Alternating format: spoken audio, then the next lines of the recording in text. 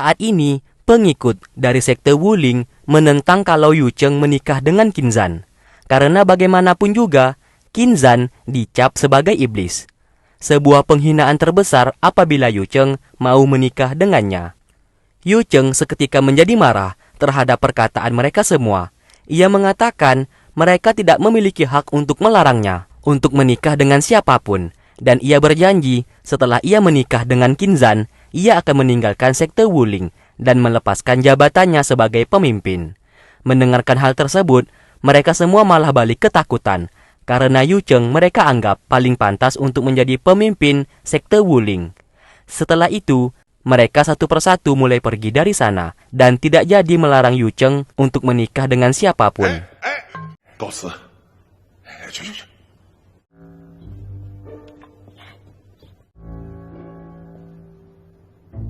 Hal sama juga dirasakan oleh Qinzhan. Su-er dan Ming Yue sangat bersedih setelah mengetahui kalau ketua mereka saat ini akan menikah dengan Yu Cheng. Apalagi Ming Yue yang sangat menyukai Qinzhan. Qinzhan sesaat menjadi marah kepada mereka karena dirinya memiliki hak untuk menikah dengan siapapun. Apabila mereka berdua tidak setuju dengan pernikahan tersebut, maka ia akan mengusir Ming Yue dan Su-er agar tak usah lagi menjadi pengikutnya. Mendengarkan hal tersebut, mereka berdua malah menjadi bersedih dan menangis di sana.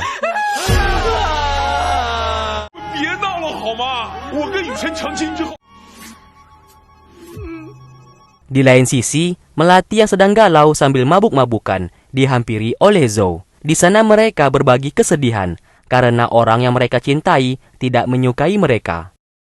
Zhou yang tak kuat mabuk justru pingsan seketika.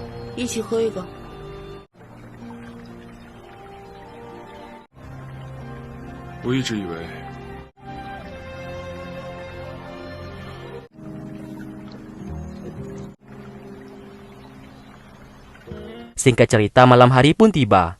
Han Yi saat ini dihampiri oleh Sensi yang seketika mempengaruhi pikirannya, yang membuatnya langsung menjadi pengikut dari Sensi.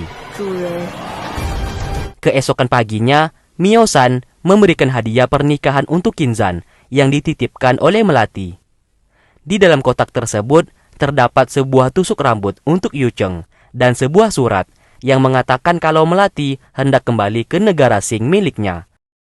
Mengetahui hal tersebut, Qinzhan segera menyusul Melati. Saat bertemu, Melati meminta maaf kepadanya karena tidak mengabarkan sebelumnya kalau ia hendak kembali ke negara Sing. Melati hanya memberikan Qinzhan selamat untuk pernikahannya nanti bersama Yu Cheng, dan ia akan kembali ke negaranya dan tidak akan lagi menjadi murid dari Qinzhan. Setelah itu ia pun naik ke dalam kereta dan pergi dari sana.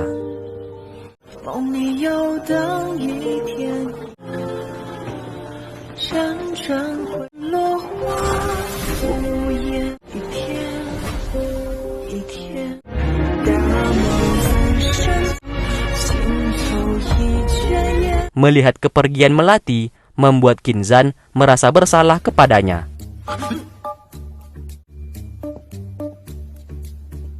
Di saat malam harinya, Ming Yue, Su-er, dan Mio-san sedang mencari keberadaan Han Yi yang saat ini telah hilang. Namun di tengah perjalanan, mereka tak sengaja bertemu dengan Sensi. Mereka pun menanyakan siapa dirinya. Namun seketika, Sensi membuat Mio-san beserta Su-er menjadi terhipnotis dan mengikuti semua perintah darinya. Melihat hal tersebut, Ming Yue menjadi panik. Namun di sini hanya Ming Yue yang sengaja tidak dihipnotis oleh Sensi. Dan ia pun memukul Ming Yue hingga terpental jauh.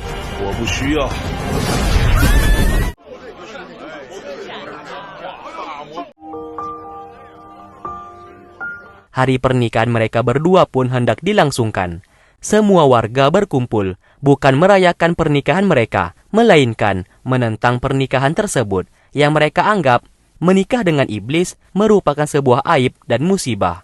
Namun Qinzhan bersama Yu Cheng tetap tidak peduli dan mereka pun pergi dari sana untuk merayakan pernikahan mereka berdua. Qinzhan, ni gao shema?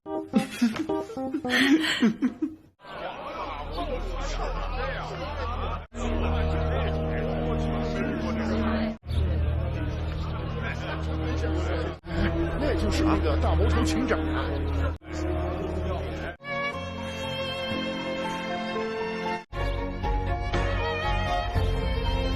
灵炮！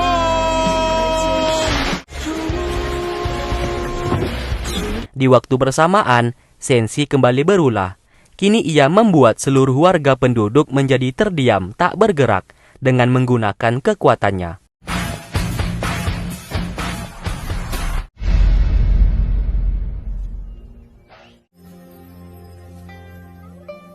Saat ini, upacara pernikahan mereka berdua mulai dilangsungkan.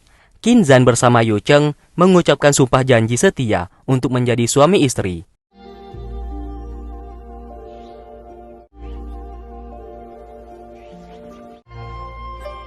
雨辰，喜欢你。我也爱你。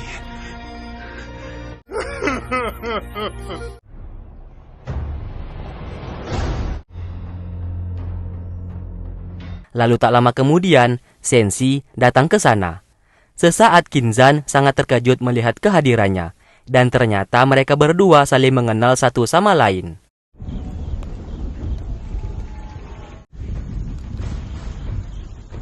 Di waktu bersamaan, Ming Yue yang bangun dari pingsannya langsung bergegas menemui Qinzhan.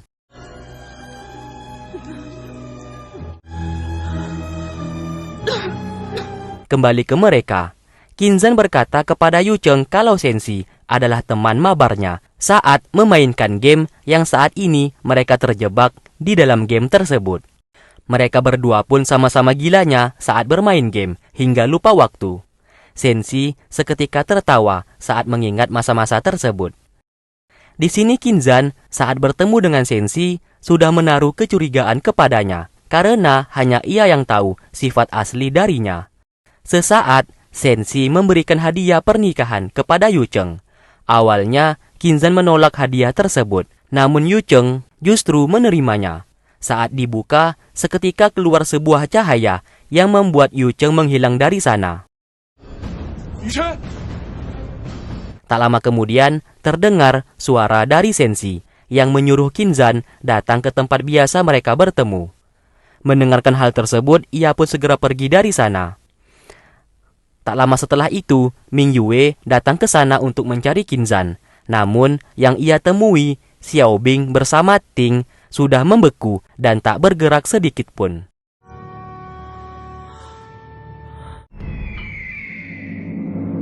Saat ini, Yu Cheng hendak dibunuh oleh Senshi.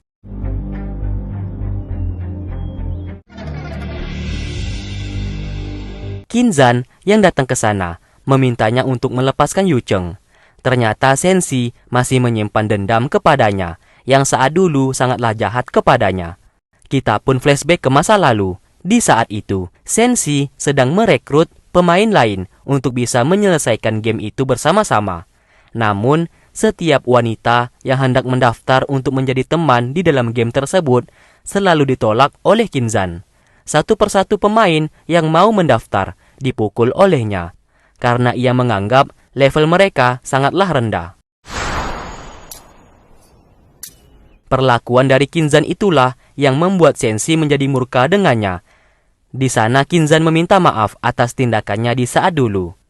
Tidak hanya itu, Qinzhan juga bersifat arogan, yang dimana Senshi yang menantangnya bertarung di saat dulu justru dibuang ke dalam jurang oleh Qinzhan.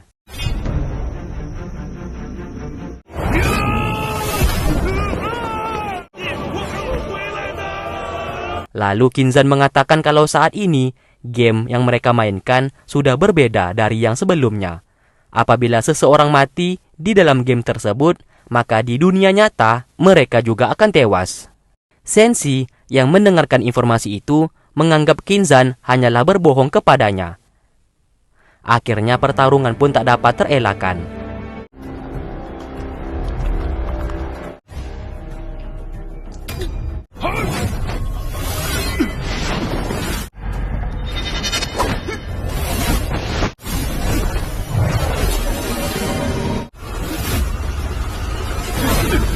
Setelah berhasil mengalahkannya, Qinzhan dengan cepat menyelamatkan Yu Cheng. Melihat Yu Cheng yang tak sadarkan diri, ia pun memberikan tenaga dalamnya untuk menyelamatkan nyawa Yu Cheng. 雨辰，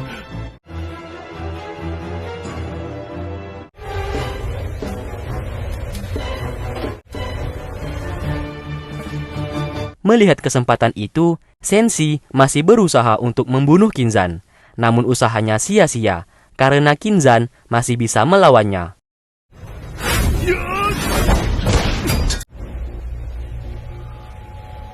Satu persatu serangan ia lancarkan, dan hasilnya tetap sama.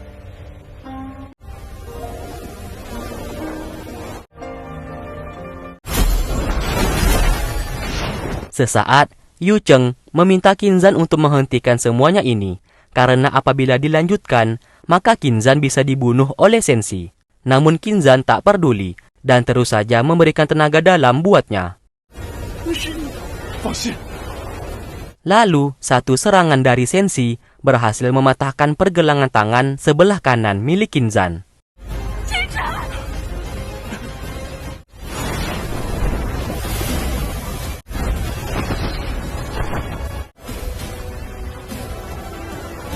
Tidak hanya itu, Senshi juga berhasil memutuskan urat nadi di tubuh Kinzan, yang membuatnya terluka parah.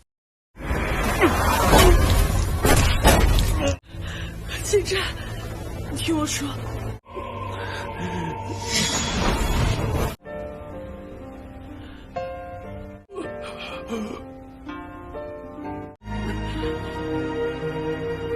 Saat Senshi hendak melancarkan serangan terakhir, Kinzan dengan sisa tenaga dalamnya masih berusaha untuk melindungi Yu Cheng.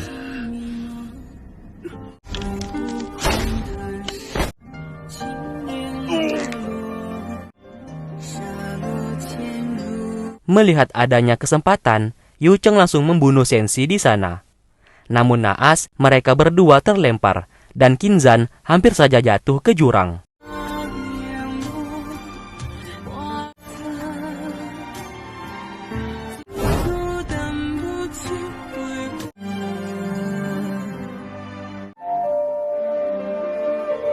Di sini, Yu Cheng tak memiliki tenaga lagi. Akhirnya ia pun tak mampu untuk memegang tangannya, yang membuat Kinzan jatuh ke jurang.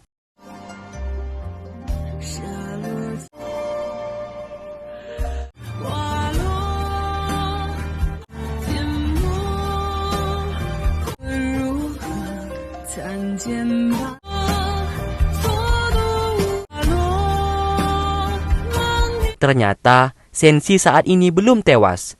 Saat melihat darah di perutnya, ia pun menjadi ketakutan dan baru sadar kalau apa yang dikatakan oleh Kinzan ternyata benar. Zhou bersama yang lainnya datang ke sana. Ming Yue segera melompat untuk menyelamatkan Kinzan. Sedangkan Yu Cheng saat ini tak sadarkan diri.